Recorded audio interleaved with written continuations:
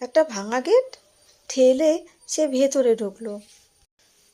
সাথে সাথে কেমন একটা ঠান্ডা বাতাস এসে তার সারা গায়ে কাঁটা দিয়ে গেল।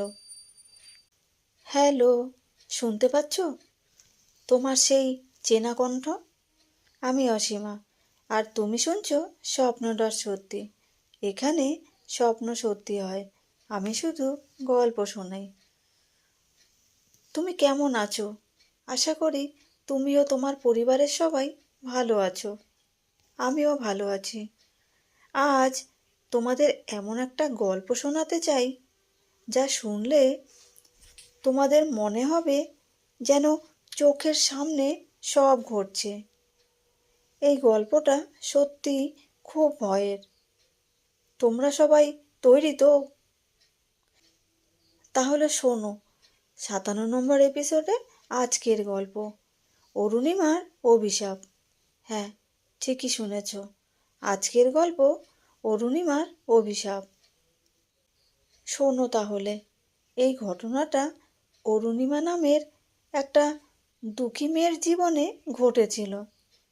তারা থাকতো শামুকদিহি নামের একটা ছোট্ট গ্রামে, যেটা শহর থেকে অনেক দূরে।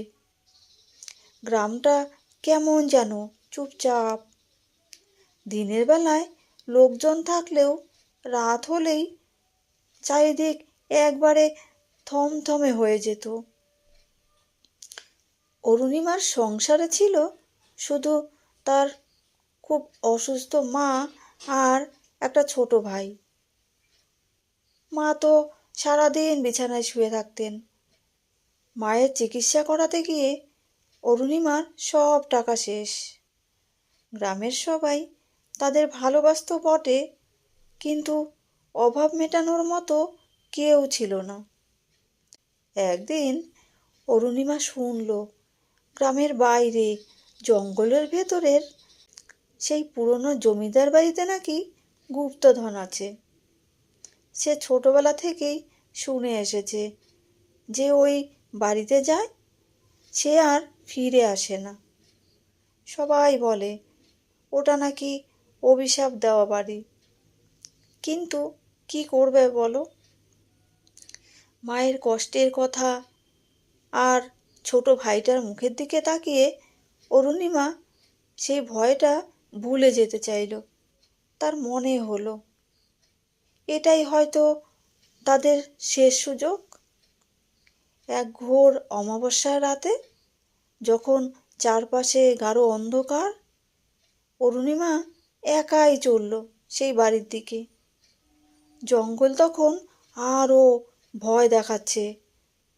গাছের পাতা নড়লে মনে হচ্ছিল যেন কেউ ফিসফিস করে কথা বলছে। একটা ভাঙা গেট ঠেলে সে ভেতরে ঢুকলো। সাথে সাথে কেমন একটা ঠান্ডা বাতাস এসে তার সারা গায়ে কাঁটা দিয়ে গেল। ভেতরে ঢুকেই দেখলো বিশাল বড় একটা ভাঙা বাড়ি। চারিদিকে শুধু আগাছা আর জঙ্গল। টর্চের আলো ফেলে সে কোনো মতে সিঁড়ি বেয়ে ওপরে উঠতে লাগলো। সিঁড়ির ধাপগুলো এমন ভাঙা যে পা ফসকে গেলেই সর্বনাশ। ওপরে উঠে দেখলো অনেক ঘর। একটা ঘর থেকে একটা বাজে গন্ধ আসছিল। অরুণিমা সাহস করেই সেই ঘরের দরজায় হাত দিল, আর দরজাটা ক্যাঁচ করে খুলে গেল। ঘরে ঢুকে টর্চের আলো ফেলতেই তার চোখ কপালে। ঘরের মাঝখানে একটা ভাঙা আয়না। অরুণিমা আয়নার দিকে তাকাতেই তার মনে হলো আয়নার ভেতর থেকে অন্য কেউ তার দিকে তাকিয়ে আছে। চোখগুলো যেন লাল আগুনের মতো জ্বলছে, আর মুখটা দেখলেই গা শিউরে ওঠে। অরুণিমা ভয়ে চিৎকার করতে যাবে, ঠিক তখনই আয়নার ভেতর থেকে একটা বরফের মতো ঠান্ডা হাত বেরিয়ে এসে তার হাতটা চেপে ধরল। অরুণিমা অনেক চেষ্টা করলো হাতটা ছাড়াতে, কিন্তু পারল না। আয়নার ভেতরের সেই ভয়ঙ্কর চেহারাটা তখন হাসি দিল, একটা বিকৃত হাসি, জঘন্য হাসি। তারপর এক মুহূর্তে অরুণিমার মনে হলো সে যেন তার নিজের শরীর থেকে আলাদা হয়ে যাচ্ছে। তার শরীরটা ঠান্ডা হয়ে আসছে, আর মনে হচ্ছে এই শরীরটা আর তার নিজের নয়। তখনই তার মনে পড়ল গ্রামের বুড়োদের সেই কথাগুলো, যারা ওই বাড়িতে গিয়েছিল তারা আর ফেরেনি। অরুণিমা বুঝল সেও সেই অভিশাপের শিকার হয়ে গেছে। সে চিৎকার করতে চাইলেও পারল না, তার গলা দিয়ে কোনো আওয়াজ বের হলো না।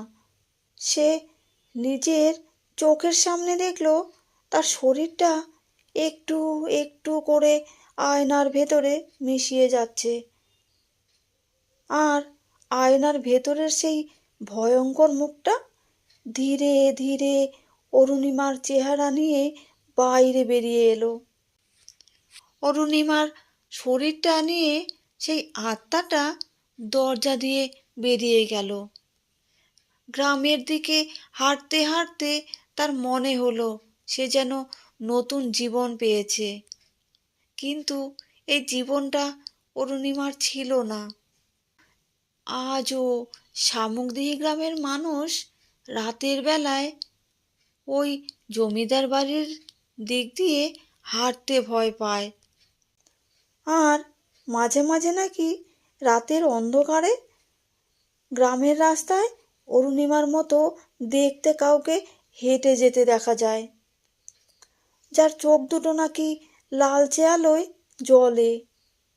গ্রামের সবাই বিশ্বাস করে অরুণিমা এখন সেই অভিশাপের শিকার, সে এখনও ওই জমিদার বাড়িরই একটা অংশ। তো এই ছিল আজকের গল্প। কেমন লাগলো আজকের গল্পটা? মায়ের জন্য গুপ্তধন খুঁজতে গিয়ে অরুণিমার এমন ভয়ঙ্কর পরিণতি হলো, এই গল্পটা শুনে আমাদের মনে একটা কথা মনে রাখতে হবে, লোভের বশে কোনো বিপজ্জনক পথে পা বাড়াতে নেই। তোমার যদি এমন কোনো ভয়ঙ্কর বা রহস্যময় গল্পের অভিজ্ঞতা মনে আসে, তাহলে অবশ্যই কমেন্টে লিখে জানাতে পারো। আর হ্যাঁ, এই গল্পটা ভালো লাগলে একটা লাইক দিতে ভুলো না। আর স্বপ্নটা সত্যিতে তুমি নতুন হলে চ্যানেলটা সাবস্ক্রাইব করে রেখো, যাতে পরের বার যখন আমি তোমার জন্য একটা নতুন গল্প নিয়ে আসব, তখন তুমি মিস না করো। পরের গল্পে আবার দেখা হচ্ছে। সবাই ভালো থেকো, সুস্থ থেকো। শুভরাত্রি।